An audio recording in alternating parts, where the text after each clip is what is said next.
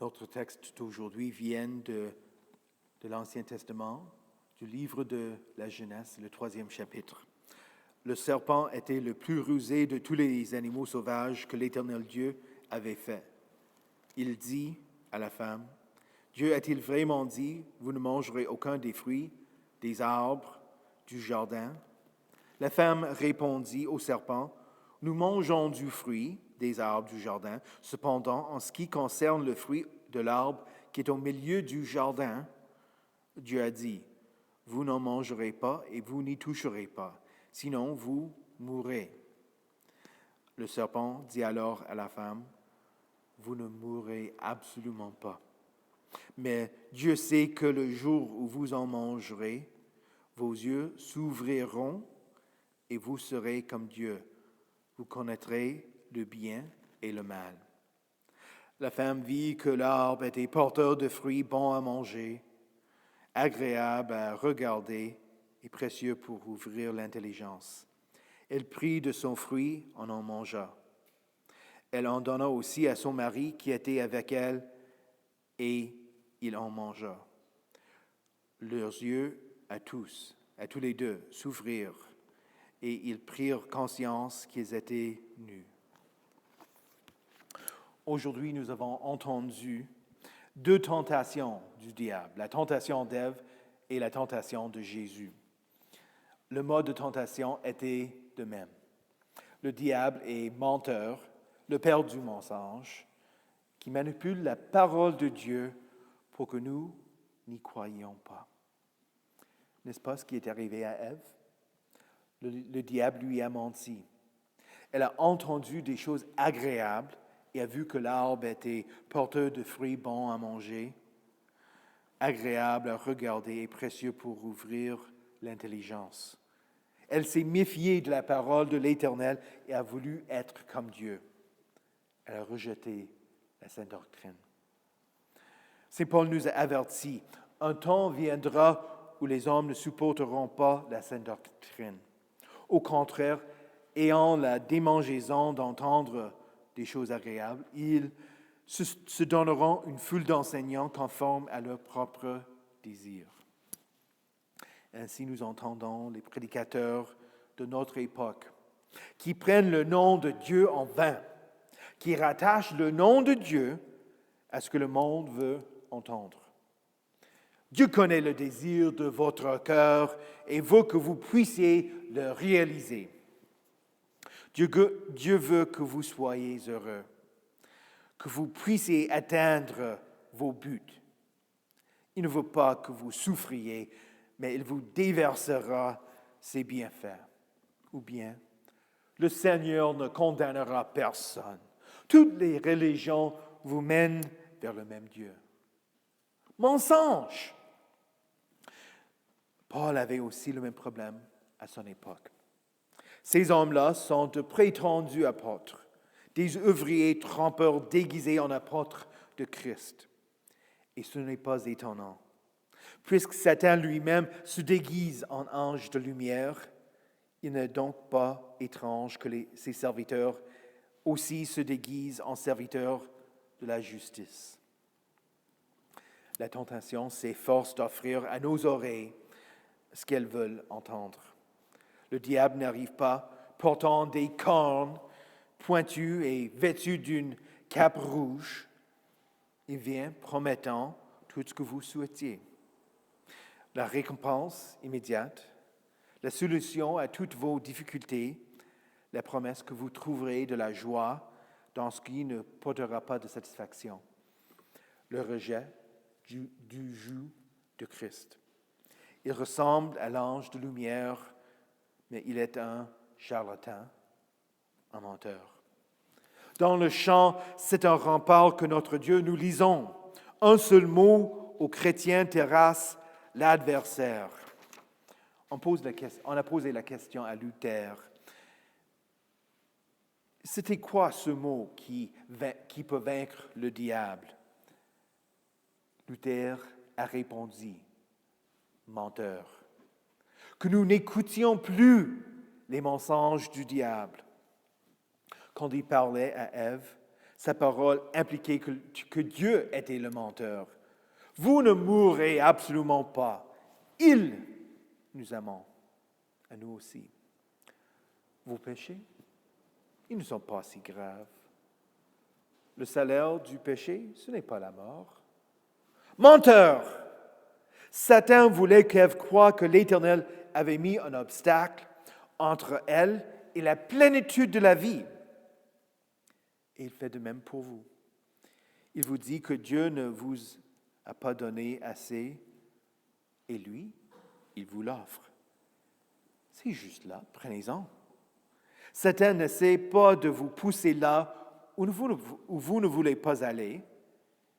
Il vous tente d'aller où vous voulez aller, de mettre un orteil où vous ne devez pas, d'avancer un peu plus loin, petit à petit, pas après pas, jusqu'à ce que vous trouviez plus loin que vous ne vouliez aller.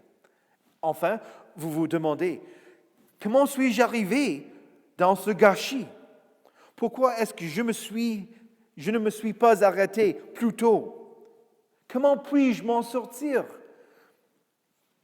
Vous ne pouvez pas vous délivrer. Vous ne pouvez pas vous sauver de vos péchés. C'est pourquoi nous avons chanté « Pour nous combat le vrai héros, choisi par Dieu lui-même.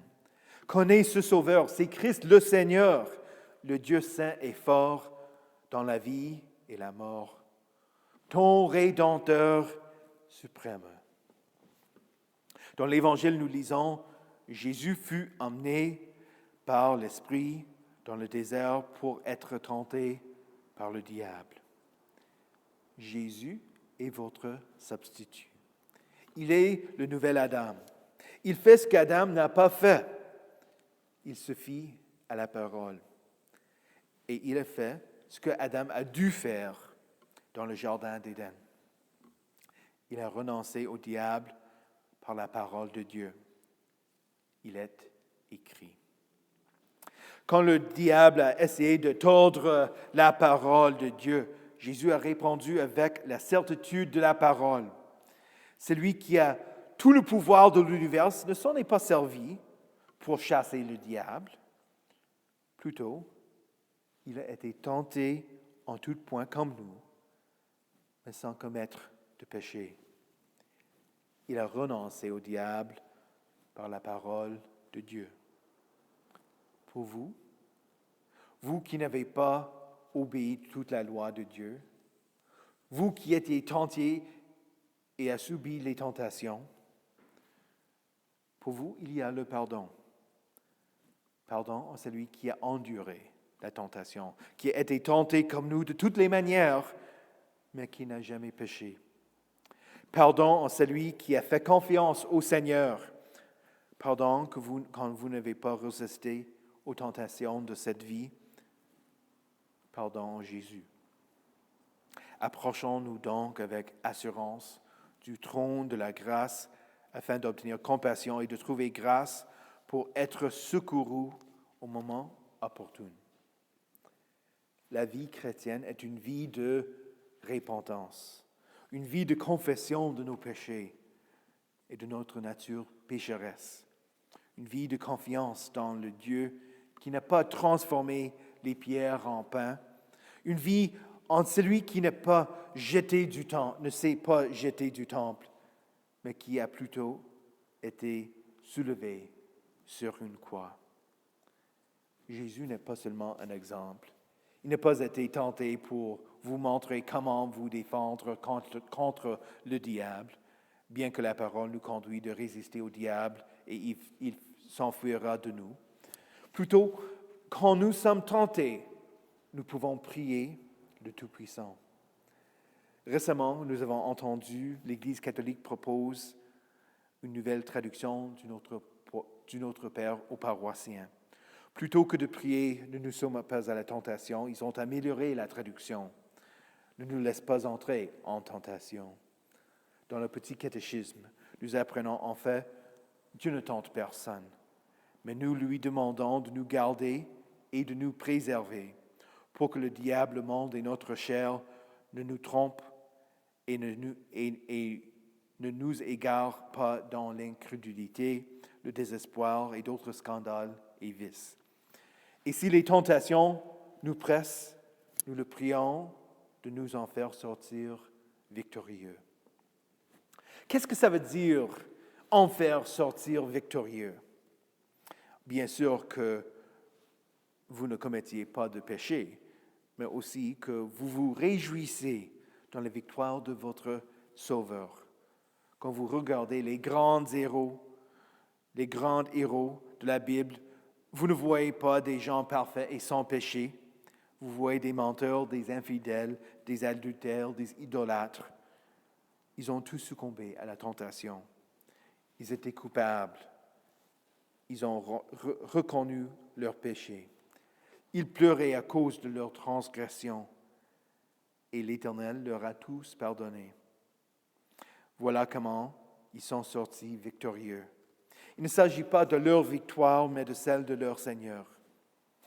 Durant cette saison de carême, où vous considérez vos tentations, il ne faut pas minimiser les vraies tentations à commettre le péché.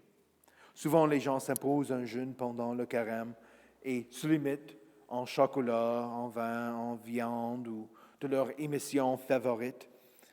Mais ce ne sont pas de vraies tentations. Satan veut vous pousser à commettre des péchés. La tentation du pouvoir pour que vous ayez le pouvoir pour votre bien-être. Les tentations sexuelles pour se gratifier. Les tentations d'avarice pour que nous avons de plus en plus pour nos bien-être. La tentation des loisirs, sans s'occuper des besoins des autres. Nous en sommes tous coupables et en succombé. Mais la parole nous rappelle, comme par la désobéissance d'un seul homme, beaucoup ont été rendus pécheurs, beaucoup seront rendus justes par l'obéissance d'un seul. Par la justice de Jésus, qui n'a jamais succombé à la tentation, vous êtes justes et pardonnés. Au nom de Jésus. Amen.